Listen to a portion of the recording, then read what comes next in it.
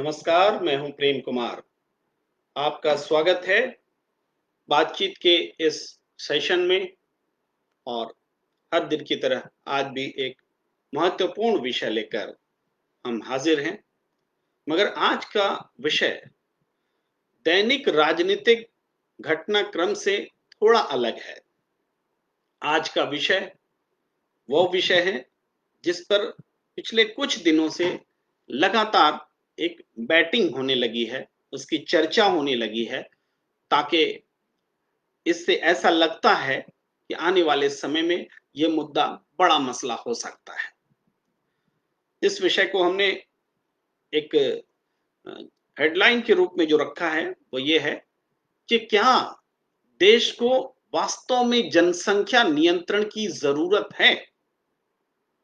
क्या वास्तव में देश को जनसंख्या नियंत्रण की जरूरत है? ये सवाल, ये विषय इसलिए चर्चा करना बहुत जरूरी है क्योंकि अब राजनीतिक हलके में ये माना जा रहा है कि भारतीय जनता पार्टी और उसकी सरकार, अगला कार्यक्रम उनका यही है कि देश में जनसंख्या नियंत्रण को लेकर एक पॉलिसी लाई जाएगी। तो पॉलिसी से मतलब जाहिर है कि जनसंख्या कंट्रोल करने की, नियंत्रण करने की। अभी जो मौजूदा पॉलिसी है उससे कुछ वो सख्त हो, जिससे जनसंख्या बढ़ने की जो चिंता है उस पर विराम लगे, ये प्रश्न है। और इसको लेकर आने वाले समय में बहस बढ़ने वाली है। तो मैंने सोचा कि इस विषय पर थोड़ी मुकम्मल छानबीन कर ली जाए, थोड़ी तथ्यात्मक रूप से बात कर ली जाए कि क्या वास्तव में देश को जनसंख्या नियंत्रण की जरूरत है। देखिए, बीते साल, पिछले साल 2019 में 15 अगस्त के दिन लाल किले से प्रधानमंत्री नरेंद्र मोदी जी ने घोषणा की थी। कहा था कि जनसंख्या नियंत्रण की जरूरत देश को है। अब एक साल बीत गए हैं और इन एक सालों में बीजेपी के घोषणा पत्र में जो बातें थी उनको बारी बारी से लागू होते देश ने देखा है। 3 तलाक से लेकर धारा 370 तक और फिर राम मंदिर निर्माण की प्रक्रिया शुरू होने तक। तो उसके बाद जाहिर है कि जो बात प्रधानमंत्री जी ने पिछले साल लाल किले से कही थी, तो अब फिर एक बार 15 अगस्त आने वाला है, स्वतंत्रता दिवस आने वाला है। तो उस मौके पर उस घोषणा के अनुरूप एक नई घोषणा क्या आने वाली है, इसलिए ये प्रश्न जो है महत्वपूर्ण हुआ है। अब मैं आपको याद दिलाता हूं कि नरेंद्र मोदी जी ने 15 अगस्त 2019 को, अभी 2020 है, पिछले साल की बात है, क्या कहा था? उन्होंने कहा था, मैं आपको वो कोटेशन पढ़ता हूं कि हमारे यहाँ जो जनसंख्या विस्फोट हो रहा है, ये आने वाली पीढ़ी के लिए अनेक संकट पैदा करता है। लेकिन ये भी मानना होगा कि देश में एक जागरूक वर्ग भी है जो इस बात को अच्छे से समझता है। ये वर्ग इससे होने वाली समस्याओं को समझते हुए अपने परिवार को सीमित रखता है। ये लोग अभिनंदन के पात्र हैं। ये लोग एक तरह से देशभक्ति का प्रदर्शन करते हैं। ये बातें प्रधानमंत्री जी ने 15 अगस्त 2019 को लाल किले से कही थी। प्रधानमंत्री जी ने निश्चित रूप से दो बातें इसमें जो कहीं उसमें गौर करने लायक है। एक तो उन्होंने कहा कि भारत में जनसंख्या का विस्फोट हो रहा है, जो भावी पीढ़ी के लिए संकट साबित होगा। निश्चित रूप से अगर जनसंख्या का विस्फोट हो रहा है तो जनसंख्या विस्फोट किसी देश के लिए चिंता का विषय होना चाहिए। और दूसरी बात थी कि देश में एक वर्ग है जो जागरूक है और परिवार को सीमित रखता है, वे देशभक्त हैं। ये पंक्ति इसलिए महत्वपूर्ण है कि इस वर्ग को जो जागरूक है और देशभक्त है, परिवार को सीमित रखता है, ये जो वर्ग है जिसकी वो चर्चा कर रहे हैं, इसको छोड़ दीजिए तो दूसरा क्या है, ये कहने की जरूरत नहीं है। ये मैसेज फैलाने की कोशिश होती है, राजनीतिक रूप से एक संदेश देना होता है। तो जनसंख्या नियंत्रण के पीछे का मकसद दूसरी पंक्ति में है, और पहली पंक्ति जो है उस पर मैं चर्चा करता हूं कि भारत में जनसंख्या का विस्फोट हो रहा है। जनसंख्या का विस्फोट क्या वास्तव में भारत में हो रहा है? आप बोलेंगे कि हाँ हो रहा है, हम भी महसूस करेंगे कि देश की आबादी जो है चीन को भी पीछे करने की ओर है, हम बढ़ रहे हैं, दुनिया में सबसे बड़ी आबादी होने वाली है। मगर विस्फोट बोलने से पहले हमें कुछ बातों का ख्याल रखना पड़ता है कि जनसंख्या का विस्फोट मतलब जनसंख्या बढ़ने की दर बियॉन्ड कंट्रोल हो जाए, हम नियंत्रण करना चाहें, नियंत्रित ना हो। क्या ऐसी स्थिति है? अब इस बात को समझने के लिए मैं 2-3 एग्जाम्पल आपके सामने रखूंगा।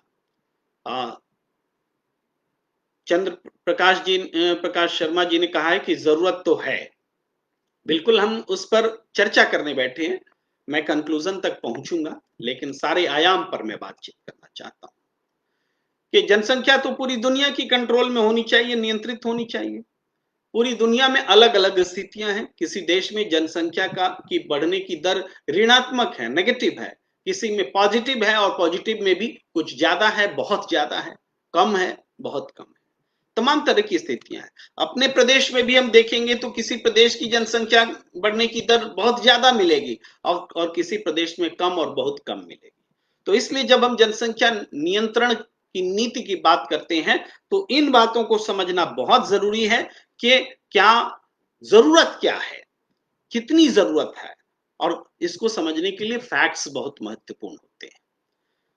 देखिए, भारत में जनसंख्या में वृद्धि की दर बढ़ नहीं रही है, हम कह रहे हैं जनसंख्या बढ़ रही है, लेकिन जनसंख्या का ग्रोथ रेट जो है, वृद्धि की दर जो है, वो नहीं बढ़ रही है, वो घट रही है।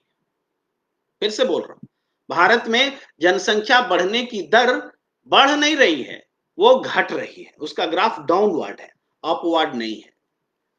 1990 में जनसंख्या के बढ़ने की दर 2.07% थी हिंदुस्तान में, और आज 2018 में कितने साल हो गए? 28 साल हो गए, 90 से जोड़िए तो 1.02, यानी 2% से 1.05% कम हो गई।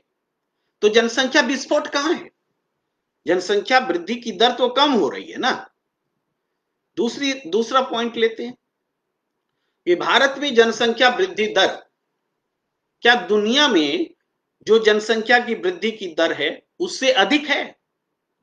अगर दुनिया में पॉपुलेशन ग्रोथ रेट जो है उससे अगर हमारी दर पॉपुलेशन ग्रोथ की ज्यादा है तो निश्चित रूप से चिंता का विषय होना चाहिए, लेकिन नहीं है, वो भी कम है। 2018 में दुनिया में जनसंख्या वृद्धि की दर थी 1.105% और भारत में 1.03%, तकरीबन बराबर भी बोल सकते हैं, और आंकड़ों में एग्जैक्टली बात करें तो थोड़ा कम भी बोल सकते हैं, लेकिन ज्यादा नहीं है कि दुनिया में जो ग्रोथ रेट है उससे हम ज्यादा गति से बढ़ रहे हैं, ऐसा भी नहीं है। तीसरी बात, जो फर्टिलिटी रेट होती है, नेशनल फर्टिलिटी रेट हर देश की अलग अलग होती है, यानी एक माता अपने लाइफ टाइम में कितने बच्चों को जन्म देती है, वो फर्टिलिटी रेट दुनिया के मुकाबले हिंदुस्तान में कम है, ज्यादा नहीं है। 2018 में भारत में नेशनल फर्टिलिटी रेट 2.22 थी, यानी भारत में एक महिला औसतन लाइफ टाइम में 2.22 बच्चे पैदा कर रही थी, 2 से ज्यादा। ठीक है, दुनिया में क्या है? दुनिया में 2.41 है, यानी दुनिया में जो फर्टिलिटी रेट है उससे भी भारत में फर्टिलिटी रेट कम है। तो अब आप इन आंकड़ों के को देखते हुए क्या ऐसा बोल पाएंगे कि भारत में जनसंख्या का विस्फोट हो रहा है? ये तो बहुत पुरानी बात हो गई, हम लोग स्कूलों में पढ़ा करते थे कि भारत में जनसंख्या का विस्फोट हो रहा है। भारत में जनसंख्या नियंत्रण की पॉलिसी लंबे समय से चली है। दुनिया में सबसे पहले परिवार नियोजन लागू करने वाला देश हिंदुस्तान ही था, और उसके बाद 70 के दशक में कॉपर टी और तमाम तरह के गर्भ निरोधक चीजों का इस्तेमाल हुआ। उसके बाद इमरजेंसी वाला दौर आया, उसके तुरंत बाद परिवार नियोजन लागू हुआ और हमारे दो, पहले 3 बच्चों का नारा था, फिर 2 बच्चों का नारा हुआ, अब भी 2 बच्चों वाला नारा बना हुआ है और वो तमाम जागरूकता का अभियान आपने जीवन में देखा होगा कि हुए हैं।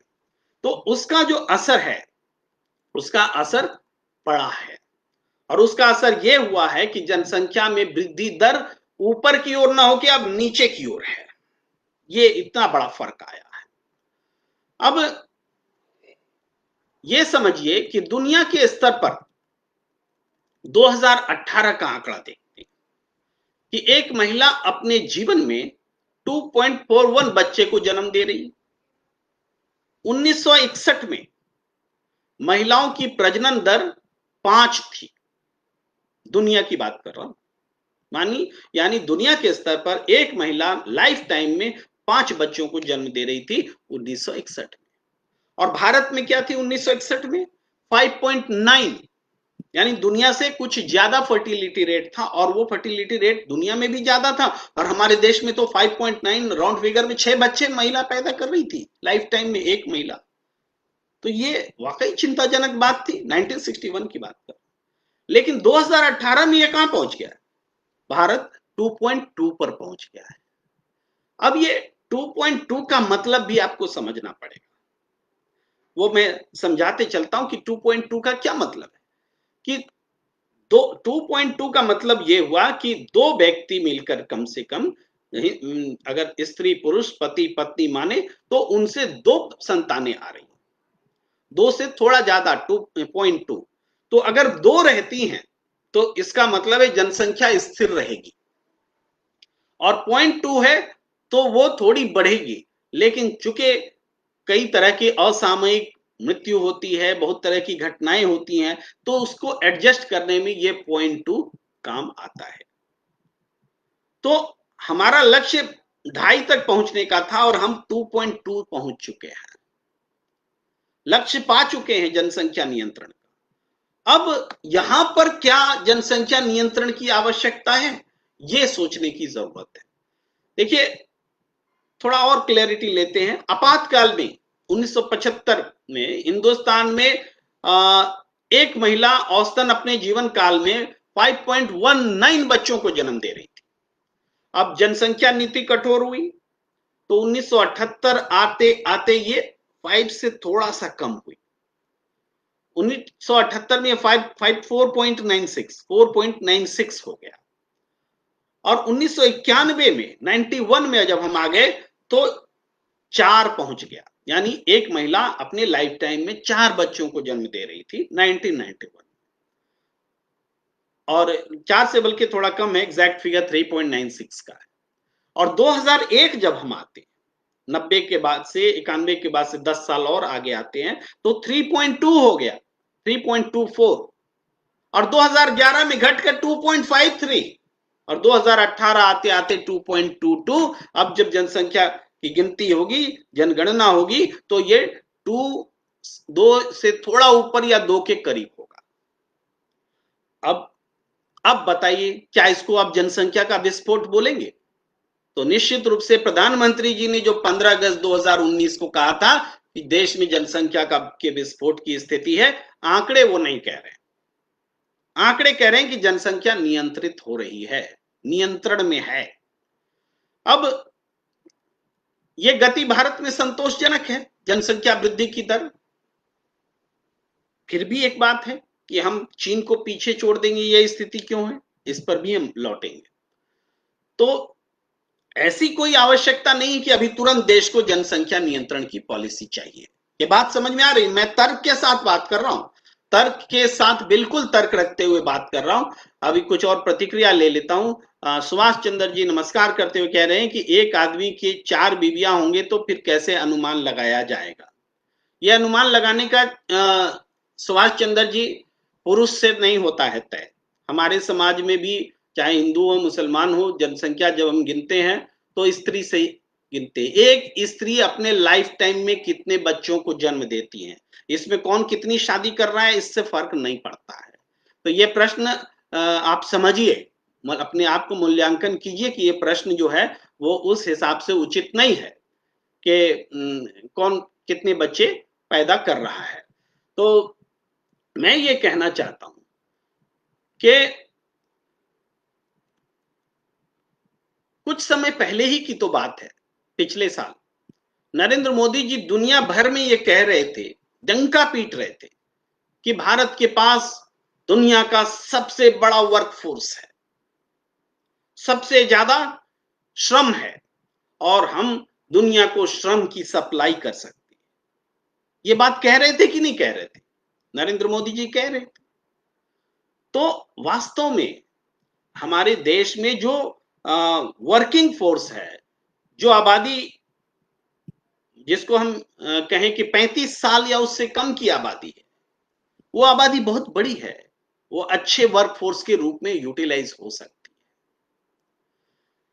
तो आज ऐसा क्या हुआ कि जो हमारी ताकत थी, खुद नरेंद्र मोदी जी के कहने के अनुसार वो ताकत कमजोरी में बदल गई क्या? कमजोरी हो गई। हम जो जनसंख्या पिछले पहले कार्यकाल में नरेंद्र मोदी जी के हमारी ताकत थी, दूसरे कार्यकाल में कमजोरी कैसे हो सकती है? ये मैं सवाल रखता हूं। जबकि आज भी स्थिति में जनसंख्या कंट्रोल ही हुआ है, पिछले 6 साल के तुलना में अभी भी देखेंगे तो जब कंट्रोल हो रहा है ऑटोमेटिक, बगैर किसी अतिरिक्त प्रयास के, और वो अब और नीचे जाएगा तो 2 से जो परसेंटेज ग्रोथ रेट है वो और प्रति महिला 2.2 है तो वो और कम होगा, और ग्रोथ रेट परसेंटेज में 1 पहुंचा है तो वो हाफ होगा और 0 की ओर जाएगा। तो क्या इस देश को इस बात की जरूरत है? मैं इसको भी क्लियर करूंगा। ये सच है कि 2024 तक, एक अनुमान जो है कि 2024 तक चीन को भारत पीछे छोड़ देगा।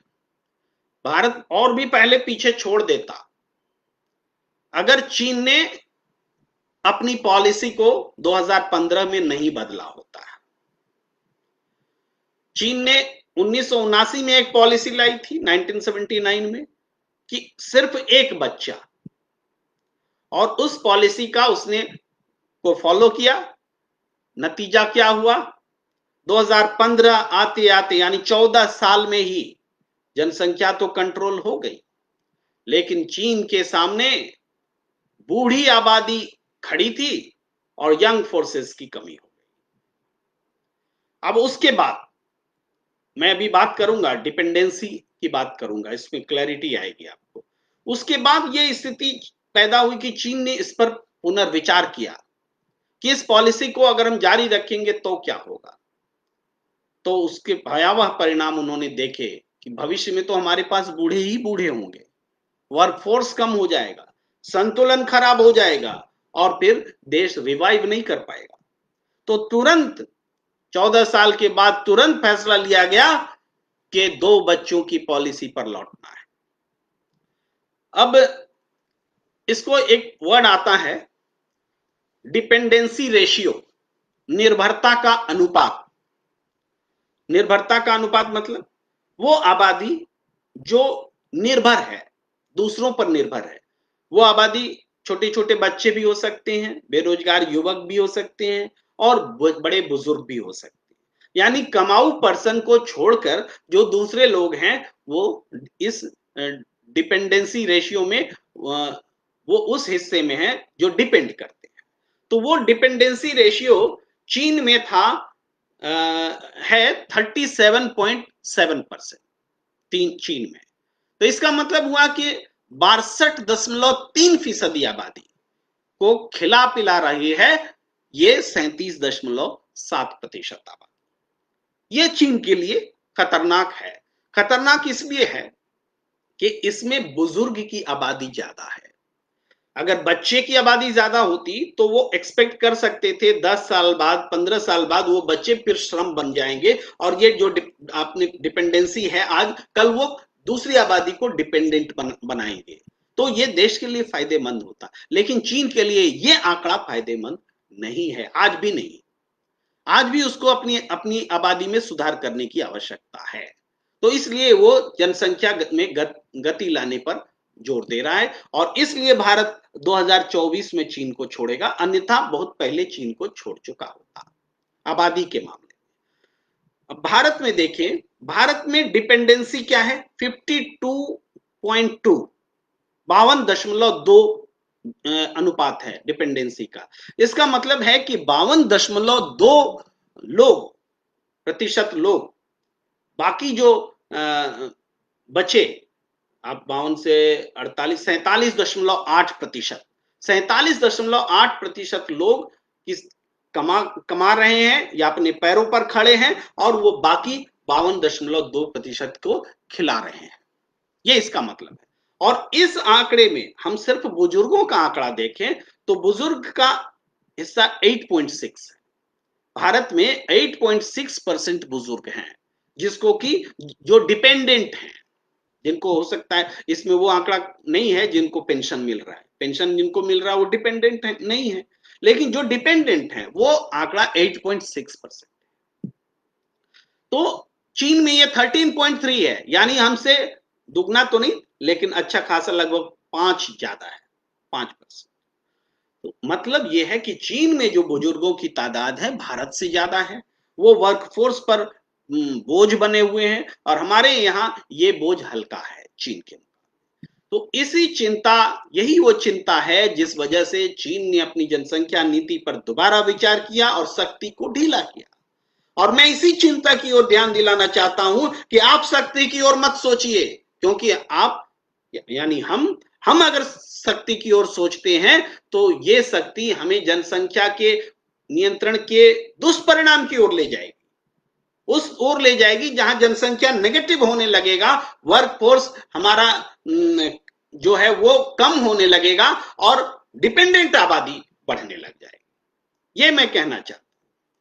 अब देखिए, चीन ने जो अपने देश में परिवर्तन किया है 2015 में, तो उनको उम्मीद है कि 18 साल, अगले 18 साल यानी 2033 आते आते उनके यहां निर्भरता अनुपात में सुधार आ जाएगा और स्थिति बदल जाएगी, वर्कफोर्स स्ट्रांग हो जाएगा, ऐसा उनको अनुमान है।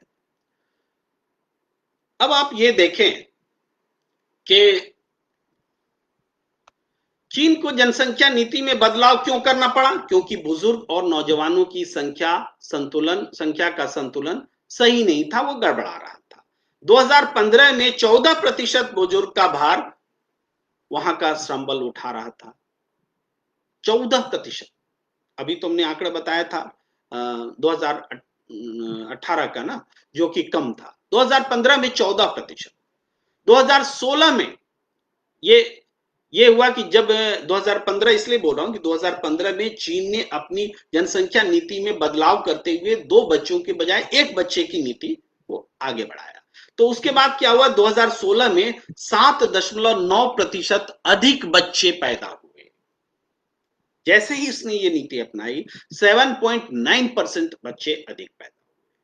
अब संख्या इसकी में ये 13,10,000 फिगर होता है।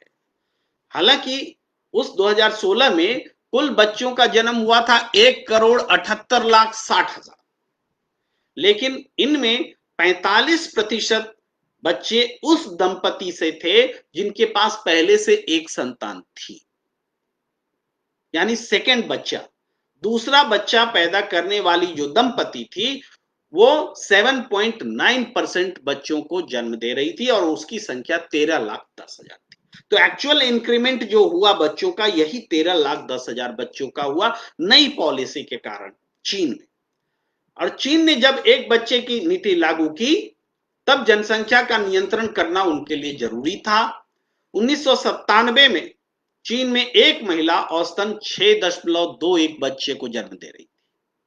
1957 में 6.21, 63 में ये 7.41 हो गया। इतना हिंदुस्तान में कभी नहीं हुआ। आखिरकार मजबूर होकर के चीन ने 1979 में 1979 में वन चाइल्ड थ्योरी को लागू किया और 1977 में उसका नतीजा 1979 में लागू किया। और इससे पहले ये जब ये लागू किया जा रहा था उस समय, उससे 2 साल पहले 1977 में जन्म दर 3 बच्चे के स्तर पर आ गया था, प्रति महिला 3 बच्चे को जन्म देने वाले स्तर पर आ गया। अब उसके अगले 16 साल में, यानी 77 से आगे 16 साल में देखें तो 1993 में जन्म दर चीन में 2 बच्चा प्रति महिला के स्तर पर आ गया। बताइए कितना कंट्रोल हो रहा है। कहां 1963 में 7.41, हमने हिंदुस्तान में बताया था कि 1961 में 5.9 एक महिला बच्चों को जन्म दे रही थी, और यहां 1963 में चीन 7.41 बच्चे को जन्म दे रही थी। तो वो घट करके 1993 में 2 बच्चे पर आ गया, 2000 में 1.5 बच्चे पर आ गया, यानी एक महिला लाइफ टाइम में 1.5 बच्चे को औसतन जन्म दे रही थी। और 2016 में 2 बच्चे की नीति अपनाया गया, और वो जब अपनाया गया तो थोड़ा सा सुधार होना शुरू हुआ, क्योंकि 1.5 बच्चा आने के का मतलब है जनसंख्या अब निगेटिव ग्रोथ की ओर बढ़ेगी। तो 2 रहेगा तो एज इट इज रहेगा, बल्कि वो भी निगेटिव ले जाता है। इसलिए 2 से थोड़ा ज्यादा प्रति महिला अगर बच्चा का जन्म होता है तो जनसंख्या बनी रहती है। जब 1.5 हो गया तो चीन का परेशान होना स्वाभाविक था, और वो मैंने जो चर्चा की कि वर्क फोर्स पर आबादी बढ़ गई थी, डिपेंडेंट आबादी की संख्या बढ़ गई थी, बूढ़ों की संख्या बढ़ गई थी। उसके बाद जब यह नीति अपनाई गई सिंगल चाइल्ड पॉलिसी की, तो जन्म दर गिर करके 1.62 आया, 1.64 आया। अब चीन का लक्ष्य है कि इसको वो बढ़ा के 2.1 तक ले जाए। ये चीन का लक्ष्य है। चीन जहां पहुंचना चाहता है वहां हम पहुंच चुके हैं, हम 2.2 पर हैं, लगभग पहुंच चुके हैं। कहने का अर्थ यह है कि निर्भर रहने वाली आबादी को, बुजुर्गों की आबादी को कंट्रोल करना बहुत जरूरी है, और इसके लिए आपको जनसंख्या रोक करके नहीं, जनसंख्या नियंत्रण की नीति को बनाए रखते हुए ये 2 के आसपास प्रति महिला जन्मदेह बच्चों को इस पॉलिसी को बना के रखना पड़ेगा। ये 2 से घटेगा तब भी अच्छा नहीं है, 2 से बढ़ेगा तब भी अच्छा नहीं है, 2.12 के आसपास होना चाहिए। अब ये बात अगर समझ में आ रही है, तब आप क्या अब भी कहेंगे कि भारत में जनसंख्या नियंत्रण को और कड़ा करने और नई पॉलिसी लाने की जरूरत है? अगर पॉलिसी लाई जानी चाहिए तो सिर्फ ये पॉलिसी लाने की जरूरत है कि मैं इस पर भी एक बार और बैठूंगा ये बताने के लिए कि पूरे देश में किस राज्य में जनसंख्या का ग्रोथ रेट किस स्तर से, या प्रति महिला किस राज्य में कितने बच्चों को जन्म दे रही है लाइफ टाइम, उस हिसाब से जिस प्रदेश में जरूरत हो लाया जाना चाहिए, ताकि उस प्रदेश में कंट्रोल किया जा सके। लेकिन पूरे देश में अगर एज ए होल ये नीति लागू करेंगे तो ये फिर चीन तो सबक ले रहा है और हम उसी गड्ढे में जा रहे हैं। ये फिर आत्मघाती होगा, ये देश के लिए हित में नहीं होगा, ये देश में बुजुर्गों की आबादी बढ़ाने वाला होगा। एक चीज और बात करते चले, तो अक्सर अभी भी प्लेटफॉर्म पर, हमारे प्लेटफॉर्म पर मित्रों ने उठाया सवाल। आम धारणा है कि मुसलमान अधिक बच्चे पैदा करते हैं, मैं खुलकर बोल रहा हूं, हिंदू कम, ये आम धारणा है। मगर प्रश्न ये है कि क्या जनसंख्या नियंत्रण में हिंदुस्तान को जो कामयाबी मिली है, जिसकी चर्चा मैंने की कि किसी समय में एक महिला 5.9 बच्चे पैदा करती थी और आज 2.2 बच्चे पैदा कर, ये हिंदुस्तान का औसत है। तो ये जो कामयाबी मिली है, ये जो रेट हमारा 1% पर आया है, उसमें क्या मुसलमानों का कोई योगदान नहीं है? ये सवाल मैं पूछना चाहता हूं, और इस सवाल का जवाब भी आपको देता हूं। इस सवाल का उत्तर आंकड़ों में समझिए, अच्छा लगेगा। 2011 में हिंदुओं की जनसंख्या में बढ़ोतरी की दर 16.76% थी 2011 में। 2001 में कितनी थी?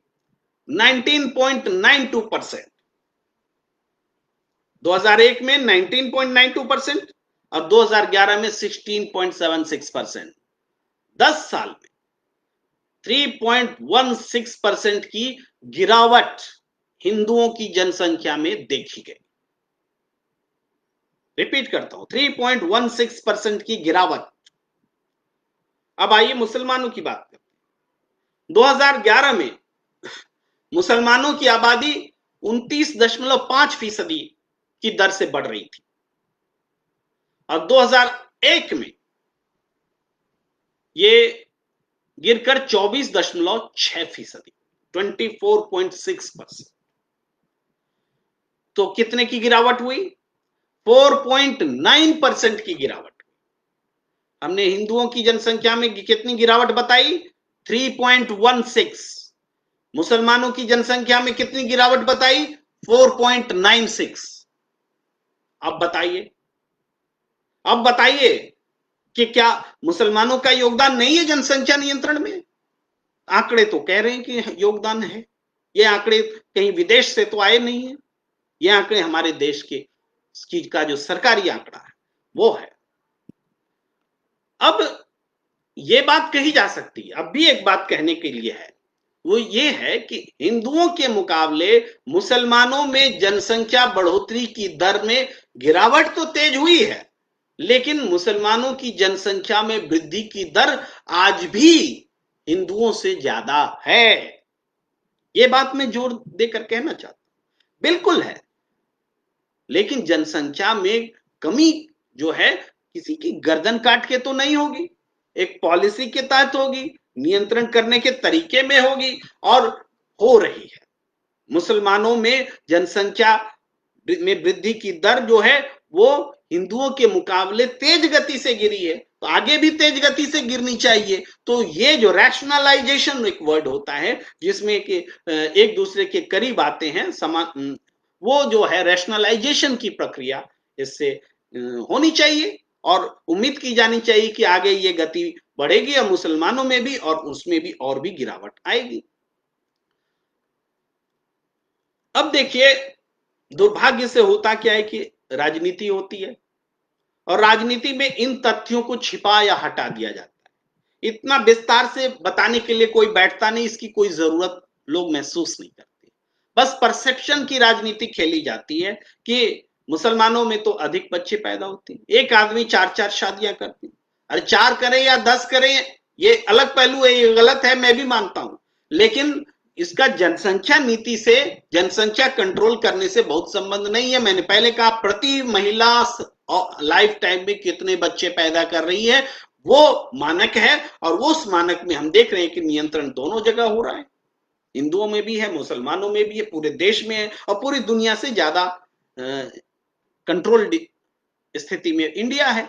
सबसे ज्यादा नहीं, लेकिन दुनिया का जो औसत है उसके मुकाबले। तो ये है पूरी स्थिति, और पूरी स्थिति को देखते हुए कुछ और प्रतिक्रियाएं हैं मैं लेना चाहूंगा कि किन्हीं ने करेक्शन किया है, 4.6 होगा सर, नोट कीजिए, कानून जरूरी है। सर आप एक किसी अशोक से पूछेगा कितने बच्चे हैं, फिर एक अहमद से पूछना कितने बच्चे हैं, तब अनुमान लगाना कि भारत इस्लामी देश कब बनेगा। फिर अभिषेक सिंह ने कहा सर नमस्ते, और सुभाष चंद्र जी की कई प्रतिक्रियाएं हैं। आज के समय 2 से अधिक बच्चे नहीं होना चाहिए सर। चीन की बात अलग है सर, वह एक बौद्ध राष्ट्र है, बिल्कुल बहुत जरूरी आना चाहिए कानून जनसंख्या नियंत्रण। बहुत अधिक गिरावट कर दिया आपने सर, हिम्मत की दाद देता हूं सर आपकी। ये सारी बातें उन्होंने कही। देखिए जितने भी प्रश्न किए, मैंने प्रश्न आपके सामने पढ़ दिए, पर मैंने अपनी तरफ से कोई आंकड़ा नहीं रखा है। ये आंकड़े हैं जिसका मैंने विश्लेषण सामने रखा है। विश्लेषण करने में समय लगता है, पढ़ना पड़ता है, आंकड़े निकालने पड़ते हैं, आप भी जानते हैं, और उन आंकड़ों में मुझे जो दिखाई दे रहा है उस हिसाब से आज जनसंख्या विस्फोट की स्थिति नहीं है। उस हिसाब से हमारी जनसंख्या का ग्रोथ रेट ऊपर की ओर नहीं, नीचे की ओर जा रहा है। उस हिसाब से हम प्रति महिला 2.2 बच्चे की जन्म दर पर पहुंच चुके हैं, और ये हमारा 2.5 का लक्ष्य था, उससे भी थोड़ी बेहतर स्थिति में है। जब हम लक्ष्य को पा चुके हैं, अब इससे अगर हम गिरावट की ओर जाएंगे तो इसका मतलब है कि देश में जनसंख्या का संतुलन खराब हो जाएगा। जो असंतुलन चीन ने फेस किया वो हमें फेस करना पड़ेगा।